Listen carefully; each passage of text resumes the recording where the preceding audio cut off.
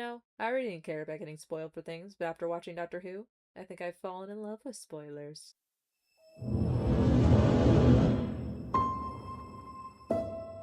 Hello, interwebs. I'm back from the dead yet again to talk nonsense, and today I'm back with a script to talk about my beloved River song and my favorite era of the show. Welcome back, Moffat, and congratulations, you're out of the hot seat, because today we're not going to be talking about your writing mistakes, but rather explaining one of the most iconic catchphrases you've ever written. Spoilers! So, a lot of you right off the bat may be saying, Vix, we know the reason River says spoilers. It's because people aren't supposed to know about the future. We're literally told that in the episodes introduced.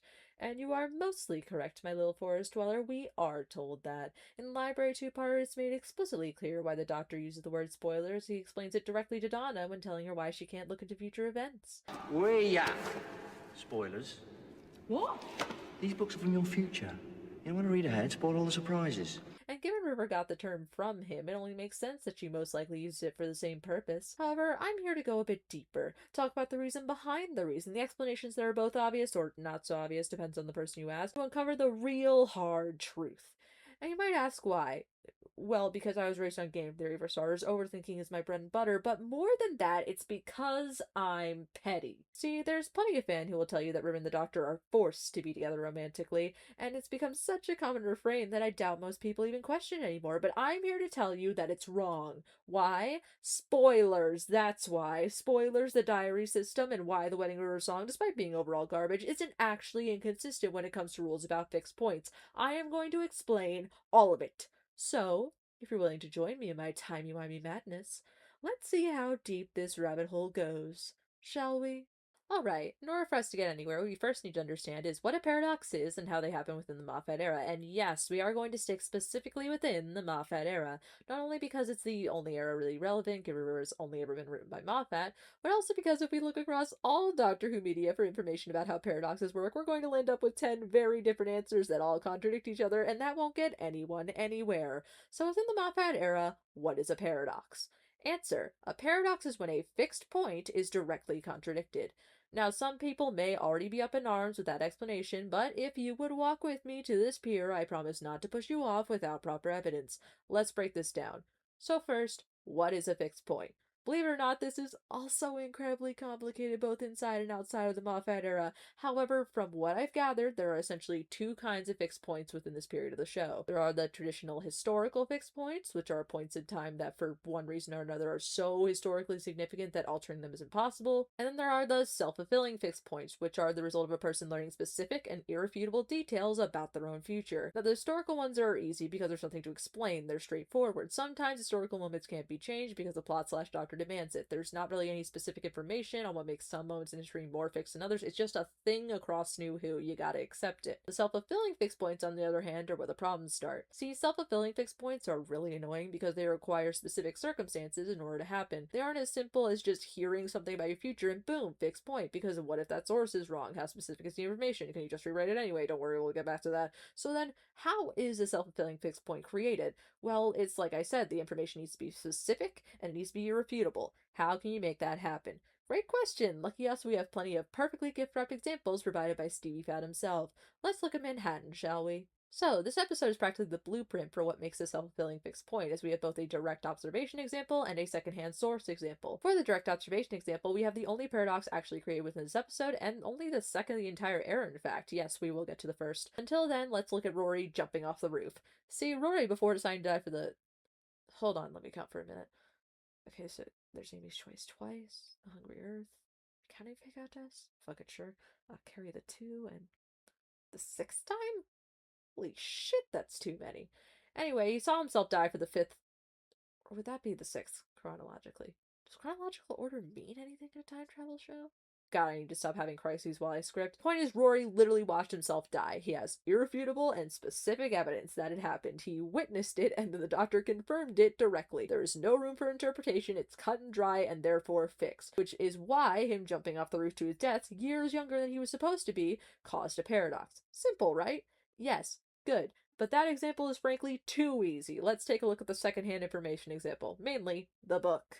River, for anyone who may have forgotten, wrote a book about the events the group are currently going through in this episode called Nellie Malone, and at a certain point, relatively early on, Amy reads ahead in said book. Specifically, she reads this aloud. Before the doctor can interrupt, that is, and explaining essentially what I'm explaining to you now, but in a way that is simplified to the point of being almost problematic. Put a pin in it, we'll get there. What you need to know right now is that later in the episode, the doctor and River go on to have this exact interaction. Why? Because the book has been proven to be an irrefutable source, and the doctor receives specific information from Amy. Again, seemingly simple, and this pattern exists throughout the rest of the era. If a person receives specific and irrefutable information about their own future, that future becomes fixed. And if you directly contradict a fixed point, you create a paradox. Bada bing, bada boom. We solved it, right? But if that's all it takes to explain it, why did I say it was complicated? Well, because if that's how secondhand sources work, how did the Wedding of River Song paradox happen? The Wedding of River Song. This is where it gets fucky. Okay, so why did River not shooting the robot doctor cause a paradox? Answer, because her shooting it was a fixed point. By using a say Vix, I thought the doctor dying was the fixed point. That's what was implied the entire season, right? The silence record said it, Amy told him, and even he thought he was supposed to die there at a point, right? And I understand the confusion, but no. Remember earlier when I said that you can't just hear something about your future and expect it to create a fixed point? Well, this is what I mean. See, Amy thought she saw the doctor die, and she told him he died, but in reality, she's wrong, and we know she's wrong, because we know that's a tesselecta. So her telling the doctor she saw him die did not mean that he had to die. All it meant was she saw something that looked like him dying. Even she acknowledges this, because as far as she knows, in that very scene, she's talking to a ganger. She's literally asking if maybe it could have been him on that beach instead of her doctor. And yes, this same logic is why the silence records mean nothing, because the silence were wrong. It's the same reason history books don't impact what the doctor can change, because they are not irrefutable sources. And technically, this is even the reason why in Manhattan, despite the doctor literally saying him breaking something was fixed, in reality River lands up breaking her own wrist in the end, because Amy was the one wrongly making assumptions about further on the text based around dialogue she was reading. This is why the doctor's explanation in that episode was simplified to a degree I find problematic. Fun, right? So, if all that's the case, you may be wondering, what about the Wedding of River Song was actually fixed then? Well, what was fixed is that all of these different people need to see the doctor die by River's hand. Or gun, I suppose. Point being, this event needed to happen. They needed to be there. They needed to think he's dead, all of that. However, this event of everyone thinking he died does not mean that he had to actually die. On the other hand, River draining her weapon systems and refusing to shoot him at all does directly contradict the fixed point of everyone thinking River killed the doctor on the beach, therefore she created the paradox. Meaning, despite this episode being a flaming pile of garbage, this point actually does make logical sense within the Moffat era. Now then, my forest-dwelling friends, you may be listening to all this right now and thinking it's incredibly stupid and overly complicated, and to that I say, yes. Moving on. Right, remember when this video is about why River says spoilers? Well, this is where we actually start getting a bit of the logic behind that. Not fully, but we're almost there. I promise. See, in order to fully understand why spoilers or any of the other rules work, we need to talk about a phenomenon I call Schrodinger's paradox. For those that don't know or may have forgotten, Schrodinger's cat is a term based on the thought experiment where essentially you put a cat in a sealed box with a poison that has a 50% chance of killing it. Until you open that sealed box, there's no way to prove whether the cat's alive or dead, so until you open it, the state of the cat is in flux. They are both alive and dead in a way. When I say Schrodinger's paradox, we're working with a similar principle, mainly that vague, non-definitive information about one's future can lead to multiple conclusions. What do I mean by this? Let's look at an example and I'll elaborate from there. So Clara in the Bootstrap Paradox episode, you know, the one that starts with an actual lecture to the audience, you know the one. Well, Clara told the doctor in that episode that she saw his ghost, but instead of the doctor say dying, he instead thought of his whole hologram idea. Now, the point of that episode is the bootstrap of it all. How did the doctor come up with the idea if he was inspired by the execution of the idea and all that nonsense? Which is interesting and all, but it's not what we're dealing with today. What we're dealing with is the fact that, technically speaking, him coming up with the hologram idea was not the only option. He could have just died. See, Clara never saw the doctor die, nor him creating the hologram. This means that her information was incomplete, and that incompleteness led to the doctor coming up with a way for what Clara saw to be true, and for him to still be alive. But before he did, the timeline was still in flux. The doctor had a choice. All we knew was the conclusion. This also applies to his death in the Wedding River Song. Technically, the other option he had was to die, or any number of other things. It didn't necessarily need to be RoboDoc, but that's not the point. What is the point is that because self-fulfilling fixed points requires specifics, anything non-specific leads to these Schrodinger's paradox situations, where thanks to limited data, you won't figure out the full picture of the situation until after it's done. And this finally, where we can get into why River uses their term spoilers, why the diary system works, and why these two are not forced to be together. But first, while I'm here talking about why these two aren't forced together, I figured, for fun, we might as well debunk one of the other most common forced together arguments with these two, mainly because it's really easy to debunk and it's my video and I can do what I want. So for those who are blessed enough not to know, there's a few people who are convinced that River pressured the Doctor into marrying her in the Wedding of River song. Mainly they say things along the lines of, she was going to destroy the universe and the only reason she didn't was because he married her, he felt pressured to do that. And here's the thing, this just isn't what happened. And like, not subjectively, objectively, text the episode, this didn't happen. River did not stop her plan because the Doctor offered to marry her. She stopped her plan because the Doctor revealed she wouldn't actually kill him. This was spelled out to the audience, and yet somehow you guys missed it. So then, if that's the case, why did the Doctor marry her? Amazing question. I don't know, but here are my three best guesses. 1. The Doctor is so incredibly stupid that he could not think of a single other way to get River close enough to reveal his plan. Number 2, the Doctor wanted to demonstrate to River that he did love her, even if he was annoyed with her at the time, and hell, maybe he even did want to marry her a little. Or 3, this episode is a first draft and Moffat had already come up with a title but couldn't think of an organic way to actually fit the wedding into the story, and so forced this inorganic mess into the episode instead. Who's to say? My bet's on 3. Anyway, while we're here, let me also just add 2 more things for flavor and then we'll get on with our day. First, if you're going to claim in this scene that anyone was forced into marriage, I think the person who started the ceremony unprompted and then when asked questions proceeded to snap at or act rude to everyone involved, including their potential bride, a bride who, when asking what they're doing, is only responded with a very kind and helpful, as you're told, might be a more likely candidate, but that's just me. Second, River has literally never asked the Doctor to marry her, let alone pressured him into it. Don't believe me? River and the Doctor have had a total of 3 conversations about them getting married before they actually do. The first is the Big Bang, where the Doctor fumbles his way into the proposal. The second is Berlin, when Mel says that as a kid she wanted to marry him, in which the Doctor is the one to respond that if she lives, he'll marry her.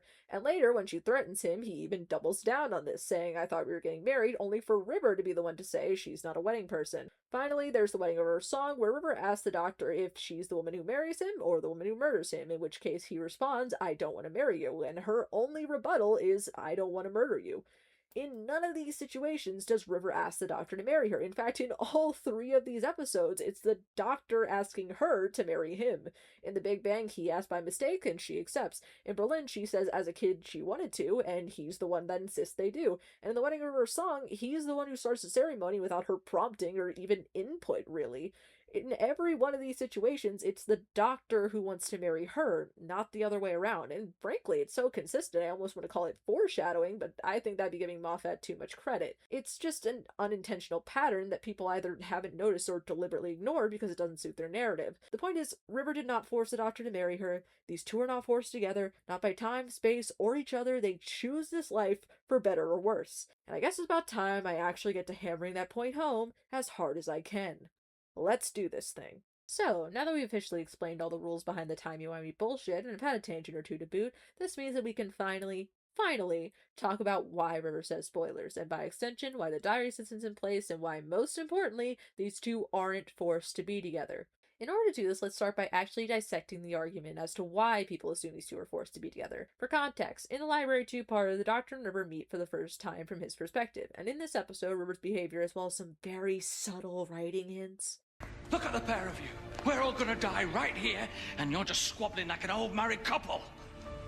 Implied quite strongly that these two will at some point have a romantic relationship in the future. My best understanding of the argument that they're forced to be together is that because of the implication that they're together romantically throughout the episodes, these people have come to the conclusion that they're essentially forced to be together, as otherwise it would create a paradox. Now, those who have made it this far probably see the major issue with this argument, but for those that don't, implication doesn't mean something's fixed. In order for a self-fulfilling point to exist, you need to learn specific and irrefutable information about your future, and River never tells him at any point that they're together, married, anything. The most we get in this regard is 1.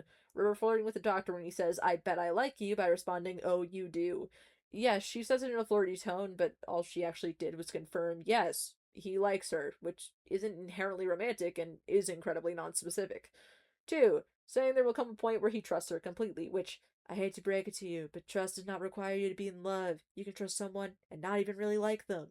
And finally, 3, when he says he doesn't give a screwdriver to anyone, and she responds, I'm not anyone, which is the most vague by far, to the point where I debated even bringing it up. Also, by the way, I don't mean this is all we get in terms of the episode, I mean this is all we get, period. River has made comments agreeing to enter a relationship, but is never stated to be in any established one with him until after she's aware they're married.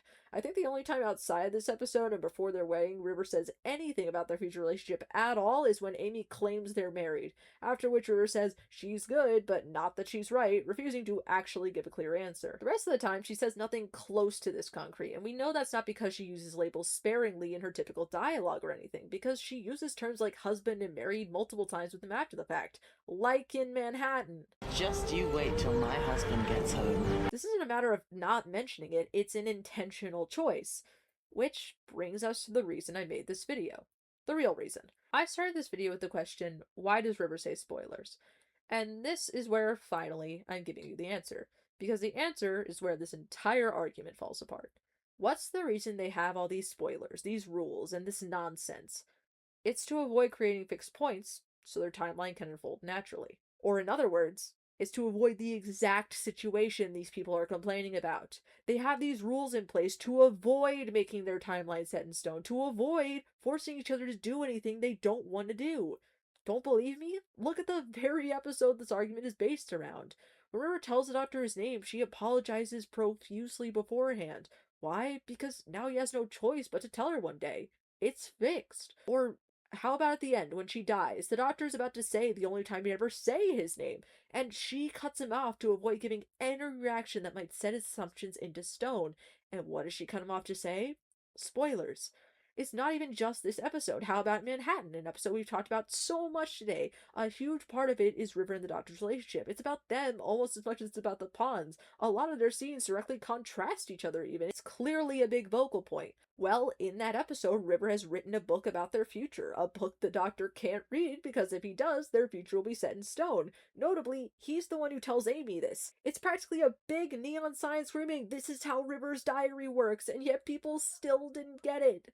The rules are there to prevent them setting their timeline in stone. Their entire relationship is a Schrodinger's paradox. The end is determined, but how they get there is in flux. By design. Their design. And this is why I had to make this video, because this argument is just so obviously and completely wrong that I don't get how one person said it, let alone the fact that it echoes across the fandom to this day. I'm fine with people not liking the ship. There's plenty of reasons not to, but this is just a blatant lie. And it's a lie that erases one of my favorite parts of their relationship. That being, despite their crazy, fucked up timeline, they still want to give each other the choice to walk away, because both these knuckleheads refuse to believe they deserve the other. Doctor doesn't think he deserves River. He ruined her life and got her killed. And River, she's a psychopathic, thieving, gun-toting murderer. The Doctor doesn't go around falling in love with people, especially not people like her. Of course they'd want to give each other the chance to walk away. They can't separate their lives entirely, but they aren't forced to fall in love. Time can be rewritten as long as it leads to that same fixed point. And I love that. It's tragic and romantic and incredibly in character for both of them, and that's why people ignoring it is so obnoxious. They didn't fall in love because they had to. They fell in love to spite themselves. The Doctor didn't want to fall in love with River. He wanted to postpone her death, and the only way he could think to do that was avoiding her entirely. And yet, whenever she calls, he answers. He goes out partying with her in the middle of the night. He flirts with her constantly, and it's because he just likes her. He falls for her despite his best efforts, not because time said so, but because he just does. And River, she was literally groomed to despise him, to want him dead, and yet he not only proved the idea she had of him wrong, he gave her hope for a future. He gave her a chance for something better, which is a thing that, as a walking, talking weapon, she never had before. Of course she fell for him, not because time says so, but because she just did. These two are extremely messy, sometimes toxic, and incredibly sad too, but they're not forced to be. They choose to be. They choose to be their loving, dysfunctional selves together every day. And I think that's beautiful. I think spoilers are beautiful. And I hope now you'll all see it too. Why she uses them, why they're amazing, and why I fell in love with that word. But either way, until next time, good day, good night, and bye-bye. Thank you to anyone who stuck around to the end. This is by far the longest script I've ever written. I hope you enjoyed, and if you did, maybe stick around a little longer. All I talk about lately is Doctor Who, so if you're into that, which I'm assuming you are, I could provide, perhaps via my streams every Sunday from 10 p.m. to 2 a.m. East Standard Time, or maybe even my Doctor Who video playlist, the latest video of which is right here on screen. But if you're not into either, that's cool too. I'm just glad you're here. But unfortunately, for real this time. See ya.